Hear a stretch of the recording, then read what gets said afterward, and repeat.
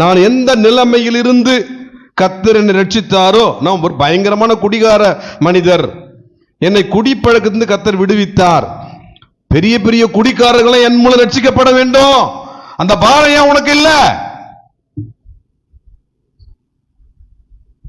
என்னுடைய தனிப்பட்ட வாழ்க்கையில் தரித்திரம், நிம்மதி கிடையாது, சந்தோஷம் கிடையாது.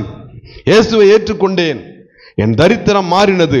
உன்னை போல எவ்வளவு வாழ்க்கையில் வறுமையில் தரித்திரத்தில் வாழ்ந்து கொண்டிருக்கிறார்கள். அவர்கள் ரட்சிக்கப்பட ஜெபித்தாயா? அவர்களுக்கு சுவிசேஷம் சொன்னாயா? சுயநலம் உள்ள வாழ்க்கை வாழ்ந்து கொண்டிருக்கிறாய் நீ. சுயநலம் உள்ள வாழ்க்கை யாருக்கு இருக்கும்? கொஞ்சம் கூட கர்த்தர் செய்த நன்மை அதை நினைத்து நன்றி இல்லாதவர்களுக்கு தான் சுயநலம் உள்ள வாழ்க்கை இருக்கும்.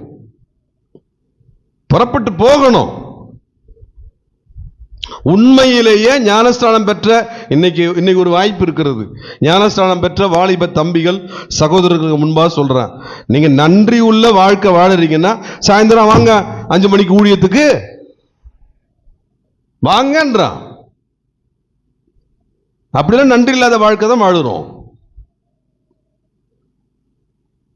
ஆண்டவர் செய்த நன்மையை அடுத்தவர்களுக்கு அறிவிக்காமல் ஒரு நாளும் நாம நிம்மதியா இருக்க முடியாது. மறந்துடாதீங்க. உங்களுக்கும் அதுதான், எனக்கும் அதுதான், உலகத்தில் இருக்கிற ரட்சிக்கப்பட்டிருக்கிற அத்தனை பேருக்கும் அதுதான். என் ஆண்டவர் எனக்கு இந்த நன்மையை செய்தார், அதை கொஞ்சம் பேருக்கு சொல்லி பாருங்களா. நன்றி கிடையாதுங்க, கொஞ்சம் கூட நன்றியே கிடையாது. நிறைய கத்திரிய பிள்ளைங்களுக்கு நன்றி இல்லாத வாழ்க்கை வாழ்ந்து கொண்டிருக்கிறோம். நாம தான்